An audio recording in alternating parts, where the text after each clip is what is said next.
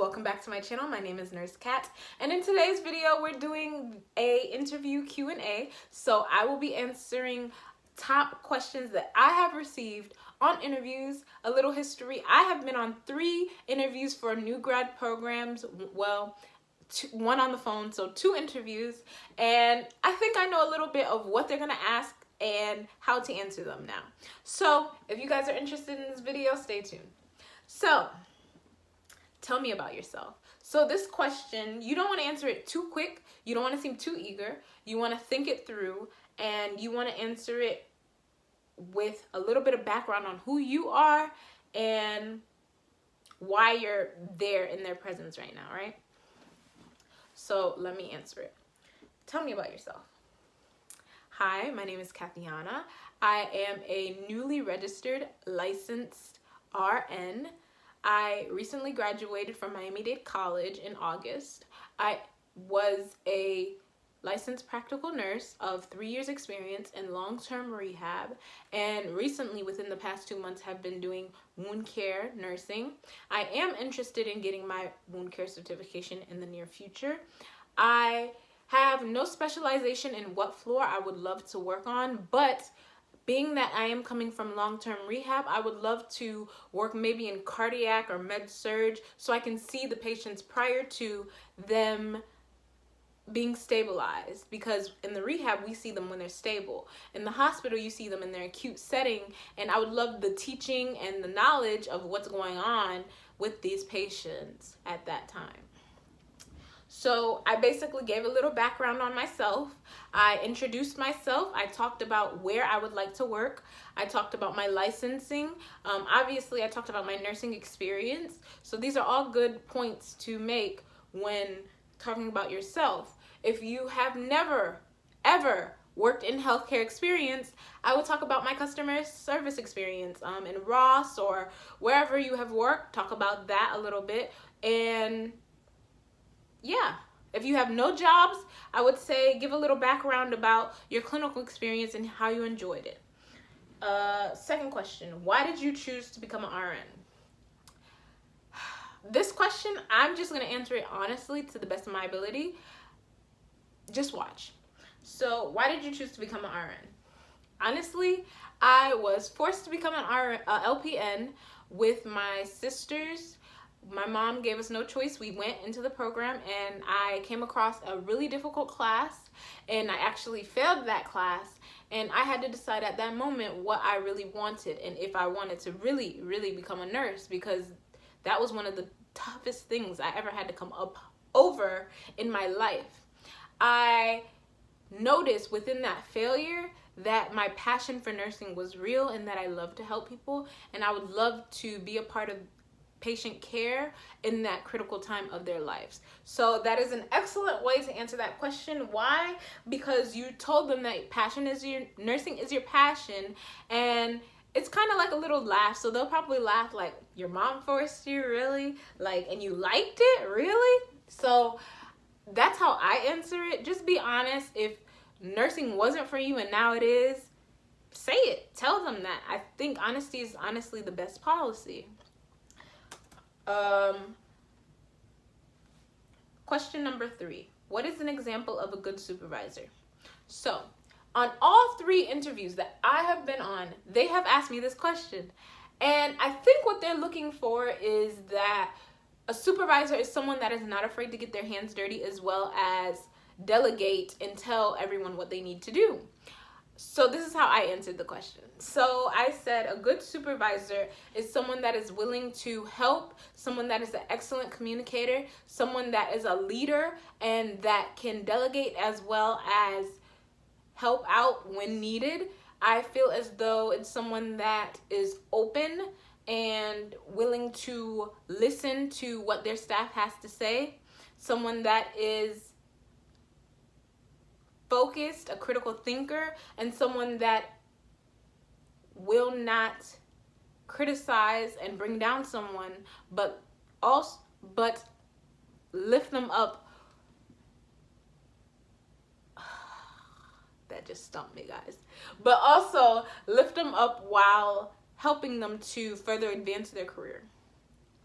So you ain't got to say that last part. Just leave that last part out. But something along those lines, something a supervisor, someone that is willing to and not afraid to get their hands dirty. I feel like that's what they're looking for. Someone that will let the staff know, okay, there's a call light, can you please answer it? But when those people are dirty, is willing just to go answer it and change that dirty diaper or do whatever they need to do in order to help things run smoothly. So, number 4, name a time when you had to go above and beyond for a job. So, for this, it gets a little personal. I recently had this experience. Just listen. So a time I had to go above and beyond for a patient was recently. I had a very ill patient that was hospice, and I had to continuously go back and forth that day into that patient's room and communicating with hospice, communicating with family. I was very swamped, and being that I'm in a rehab, I have 30 patients, but I did to the best of my ability what I could for that patient. Unfortunately, that patient passed that night, and although it was a very sad event, I was satisfied that I did everything I could in my power as a nurse to provide that patient and keep that patient comfortable. So, although that was a very sad experience, I was able to show that I was able to prioritize my patients in that situation, and who that person needed me most, I was there. So that, for me, I feel like is a good example of when I went above and beyond. Obviously, you don't have to use an example like that, but I like using that example because it shows that I am empathetic, and it shows that I can prioritize all my patients, and it shows that I'm willing to do what needs to be done. For people that are not in the healthcare field, you can definitely use. I remember times at Ross when I used to work in a clothing store that I had difficult patients that wouldn't listen or even made me go crazy at the end of the day, but I just provided the best customer service that I could. And at the end of the day, that person said, thank you, and went about their day. You could even talk about people. If you're in fast food, all the time, people come in, they get mad that you get their order wrong. What do? You fix it, you move along. So there's examples all across the board that you can put as an example for this question. I hope you guys liked my answer, and moving on. So name a time in clinical where you had to take constructive criticism. I don't like this question either because it angers me, but whatever. So a time where I had to take constructive criticism. So when I was a student in the hospital, I was assisting the nurse with PEG tube feeding, and the CNA actually chose at the time when the family member was in the room to let me know that I was making a large mess and that I didn't know what I was doing. And so in the heat of the moment, I let her know that I will talk to her in a couple minutes. I finished what I was doing, and then I let her know to meet me in the hallway, and we talked about it. And I let her know that in front of the patient's family was not the appropriate place to talk to me about it. I appreciate what she has to say, and I want to hear everything she's trying to tell me, but I would appreciate if she pulled me to the side and let me know that what I was doing was wrong. I listened to what she said, and I let her know that I am a new nurse or a nursing student, and I'm doing my best. Accidents happen. I will gladly help her clean up what needs to be cleaned up after, but thank you for your criticism. So she took it well, and we moved on and never had any problems after that. So that is another example of something that was a negative and I turned it into a positive. I was able to help the aide, and it shows that I'm a team player and I'm willing to listen to criticism and fix it immediately. So that is a good example. If you guys are kind of stuck on what to do, obviously clinical, use all your clinical experience. There's so many examples that you have in clinicals where you're messing up. Even if it's something small, you can just say that you learned from that experience by not doing it again. So, next question. Name one strength and one weakness. So for this question, they say they want a weakness, but they don't want a real weakness. They want something that you are able to fix, and they don't want something that made a big problem or anything like that. So I would answer this question as, my strength would be that I am passionate, I care about my job, I love what I do, and I'm very empathetic towards my patients. But at the same time, I feel as though it's a weakness because in the beginning of my nursing career, I used to take work home, and that is not the proper way to cope with stress. And I had one of the best advice that I could from my mom, that you leave work at work and home at home. And from that, I was able to learn the proper ways to cope as a nurse, and figured out that when I'm at work, I will do 100% my best. And when I'm done at the day, I wipe my hands clean from it and leave it at work. So that is one strength, one weakness. The weakness is really honestly not a weakness, but they want to hear something like that. Something that makes you, something that you are able to overcome. Understand? So, next question. If we asked your coworkers, what would they say about you? I don't like this question either, because you don't know what your coworkers are saying about you behind your back. Hopefully it's good things, but you never know. So I would answer this question as a positive. I would say that like this. If you were to ask my coworkers what they think of me, they would say that I am a hardworking, reliable, caring individual, that I am willing to advocate for my patients as well as have fun with my patients. They would say that I am an overachiever and that I'm willing to do what needs to be done. Doesn't have to be long, just something short and sweet, and be honest. You don't want to say something too, like they're gonna look at you like, oh, you're perfect. No, you want to make it seem like you're human, make it seem like you're relatable, and they will definitely appreciate that. How do you help your staff feel appreciated? This question I got asked during all three interviews. So this is definitely a question that they want to see how you're going to answer. So I answer this question like this, and I'll put my 2 cents at the end.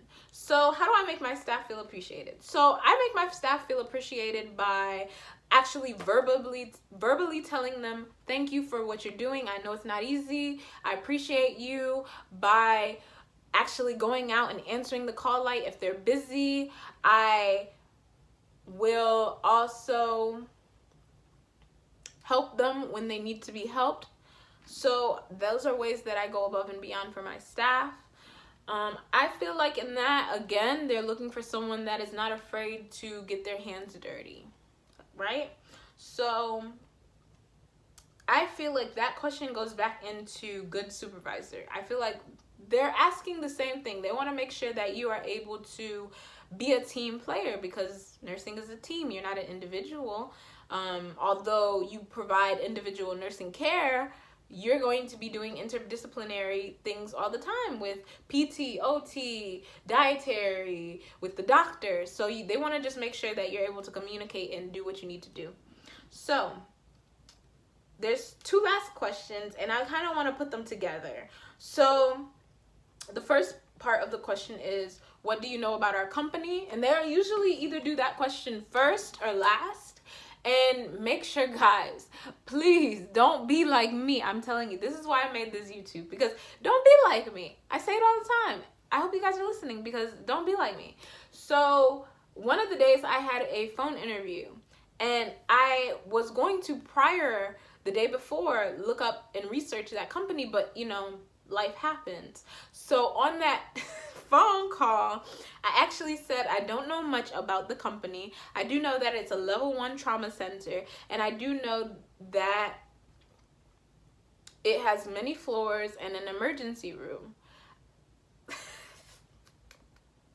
Oh my gosh. Why? Why did you say that? You might as well have said nothing, right? So please make sure that you are researching your companies as you're applying. Make sure that you know what their mission and their values are. Oh my gosh. So that's the first part of the question. The second part of the question is, why are you the best nurse for this job? So I'm gonna tie in the both of them together because I feel like that's the best way to answer it. Of course, I feel like throughout your whole interview, you should be incorporating their mission, their values into your interview answers to make it, not to make it seem like, but to make sure that they know, like, hey, this is a good fit. You need to pick me. Of course, you're selling yourself. You need to be confident. You need to speak and believe what you are saying. You need to look them in the eyes and have that contact and make sure that they are hearing and looking at you and making sure they're feeling what you're saying. So me, when I walk into an interview, I make sure I have that presence. I look professional. You look good, you feel good, right? So I make sure I look good. I make sure I smell good. I make sure that, you know, everything is in place. I bring everything I need to have. So back to the question. Let's fix myself. Okay. Why are you the best fit for this job? I feel as though I'm the best fit for this job because with my experience, I feel that I would be a great candidate to help provide the best customer service and provide excellent customer care while maintaining patient safety as a priority. I feel as though I can give this job a lot of the knowledge that I have learned, as well as learn as much as I can from this job and apply it every day on the floor. I understand and I feel that patient care is important. I feel as though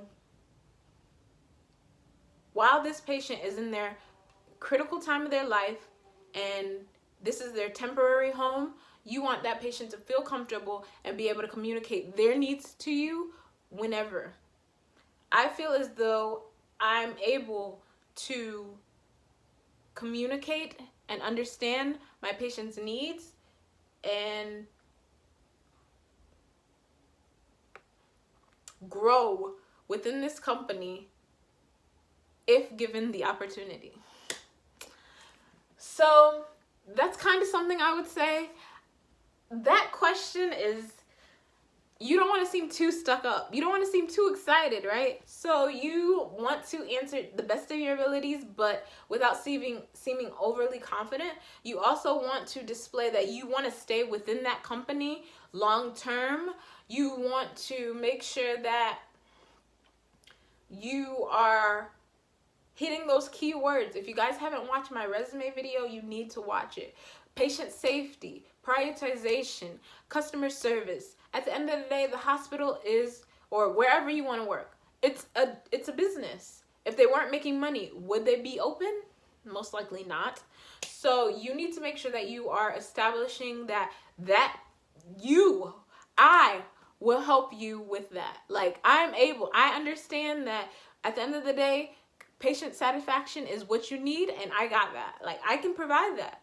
So I feel as though those questions are, the top 10 questions that I have received on job interviews. Another one is, where do you see yourself in 5 years? That question's a good question too, because they want to know that you're going to stay within their company. Me, what I usually say is something along the lines, and within the 5 years, I feel as though I would be in a management position, whether it's charge nurse or working on my master's to become maybe a educational director or within your facility. Something along those lines. They just want to know that you're not just gonna use their program and move on. If you do that, it's okay, but don't tell them that. Like, they don't need to know what you have planned. If you plan on just using them for the 2 to 3 years and moving on, they don't need to know that. That's not their business. They just want to know the here and now. And the most important thing that I can leave you with is, I'll list them really quickly.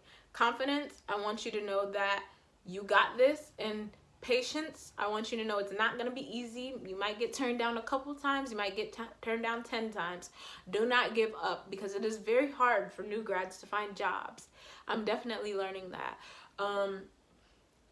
If you haven't subscribed, go ahead and subscribe. I have a lot more content. It's like 9:50 or something in the night, 9:52. I hope you guys appreciate this video, because I work a double 16 hours tomorrow in the AM. So thumbs up for that.